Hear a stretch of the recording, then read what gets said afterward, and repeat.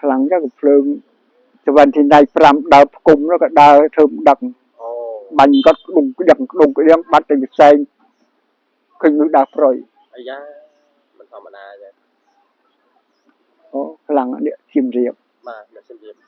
គ្រូអ៊ំអ្នកសៀមរាបគាត់ឈ្មោះអីដែរគ្រូអ៊ំឈ្មោះគ្រូតេណែអាយ៉ាគ្រូតេអូខ្លាំងណាស់ដៃគូគាត់គ្រូពុយ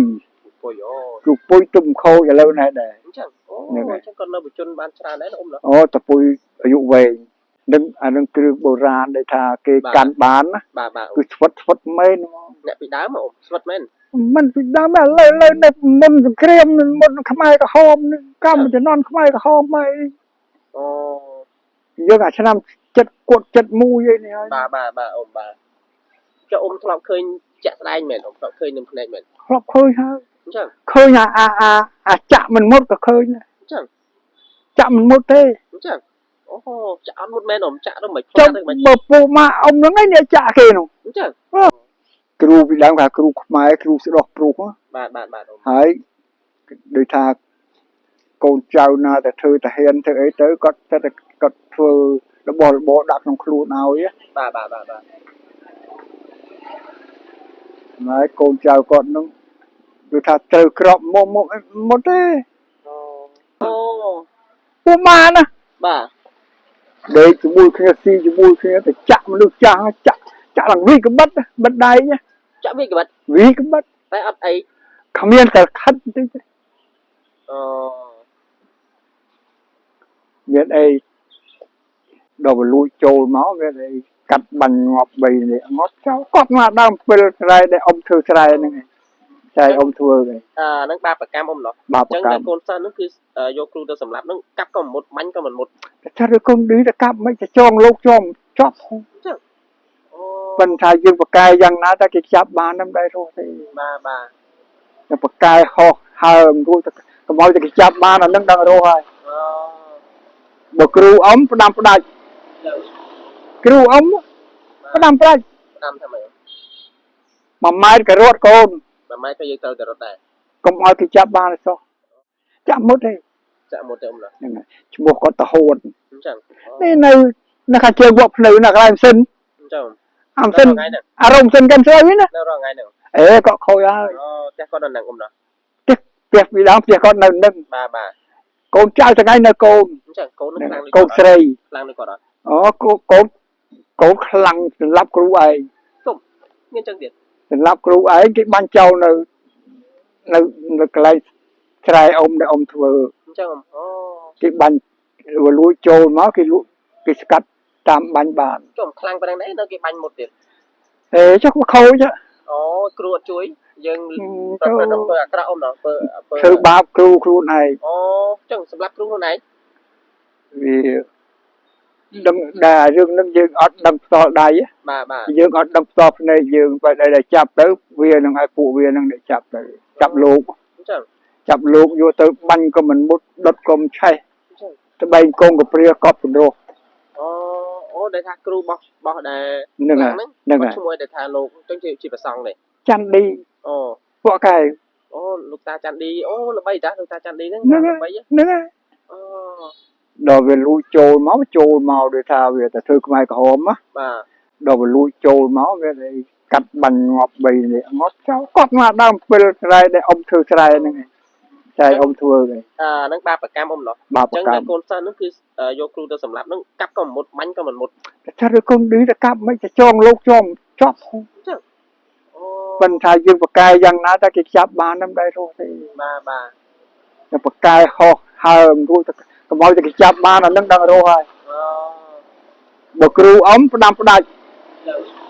គ្រូអ៊ំផ្ដាំផ្ដាច់ផ្ដាំថាម៉េច1ម៉ែត្រក៏រត់កូន1ម៉ែត្រក៏យើងត្រូវតែរត់ដែរកុំឲ្យគេចាប់បានសោះគាត់និយាយទៅ1ម៉ាត់ហ្នឹងគេថាកូន1ម៉ែត្រក៏រត់កុំឲ្យគេចាប់បានសោះតែគ្រូអ៊ំខ្លាំងអាគុំដែរខ្លាំងចឹងភ្លើង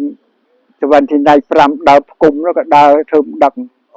បាញ់គាត់ដុំក្តៀងបាត់ទៅវិស័យឃើញមួយដើរប្រយអាយ៉ាមិនធម្មតាទេ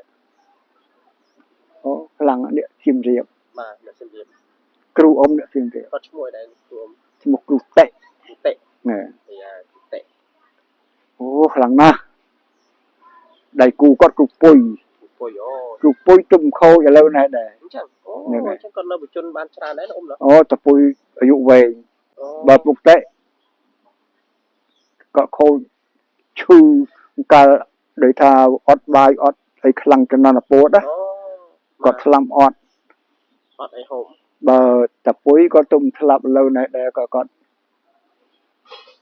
ភៀសខ្លួនមិនដែរណេះ អូហើយគាត់ជំនាន់គ្រូរបស់អ៊ំហើយឥឡូវអ៊ំបញ្ជនប្រហែលហើយដល់សប្តាហ៍ថ្ងៃនេះ តាហ្នឹងគ្រូថ្ងៃប្រហែលជា107 108ហើយ អាយ៉ាអូ ព្រោះគាត់គ្រូអ៊ំកាលហ្នឹងកាលដែលគាត់មកនេះអ៊ំអាយុ50ទៅហើយ អូឥឡូវអ៊ំបញ្ជនបានហើយ 8ជាងហើយ ជាងអូចឹងគ្រូមុនហើយ អូបកែណា ហើយអ៊ំដែរគាត់ទឹមខូចដែរហ្នឹងក៏អាយុ100ដែរជាងនេះ ជាងដែរហ្នឹងឯងនោះ អ្នកខ្លាំងដែរ គ្រាន់តែដែលអ៊ំដឹងណាតពុយដែលឈ្មោះតពុយហ្នឹងណា បាទ